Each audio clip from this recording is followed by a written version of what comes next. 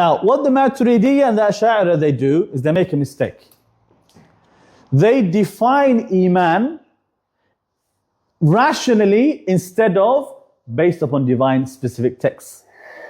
So where the Prophet and the companions understood Iman a certain way, based upon what the Prophet ﷺ said, regardless of the mind and the logic and these things, they made a mistake. They were influenced by the Mu'tazila.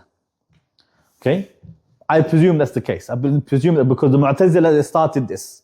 But later Mu'tazila refuted the early Mu'tazila and they were less extreme. The Ash'ari and the Maturidiyya also refuted the Mu'tazila, but they couldn't shake some of the influence. So what the Mu'tazila started with, they said that what is Iman? The word Iman, they tried to look at it linguistically in the Arabic language, and they said they concluded that Iman means tasdeek. Iman means to believe somebody's telling the truth, to trust somebody telling the truth. Tasdeek means, okay, if you say something to me, I say, verily this man is telling the truth. Okay, this is called to call somebody a truthful person. The opposite is to call him a liar. Is to say that this is a lie. I don't trust him, I don't believe him. So when somebody's telling you something, okay, when Donald Trump comes out and he says that we love the Muslims, you think, I'm not really sure I believe this guy. This is called takdeeb. It means I don't trust him. I don't believe he's telling the truth. He's a liar.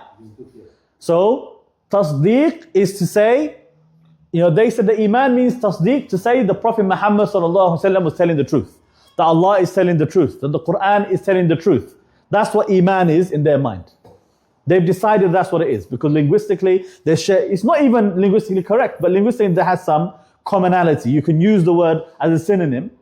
I can say that I have Iman in what you're saying, mean that I trust what you're saying is the truth. It doesn't mean that I believe you're God, it just means that I believe you're telling the truth. Right? So they have, from this perspective, they say Iman means just to trust somebody telling the truth. So they said, look, you can do that with your heart. I can trust you, you're telling the truth. In my heart, I know you're telling the truth. I can testify that to my tongue. I can say, verily, I believe you, I accept you, you're telling the truth. That's why I say, Ashhadu an la ilaha illallah, wa ashhadu anna Muhammad Rasulullah. I testify that this is the truth. So they said that the Iman, it can be in your heart. You can testify with your tongue. You can say with your tongue that, this is the truth. I have tasdeek, I have Iman. But so how are you going to do Iman and tasdeek with your foot? How do you trust somebody with your finger? How do you do that? How do I do it with my knee or my leg, my elbow? So, these are actions. How can my actions be tasdeek? Now they've convinced themselves Iman is tasdeek. Who told you Iman is tasdeek? Who told you that?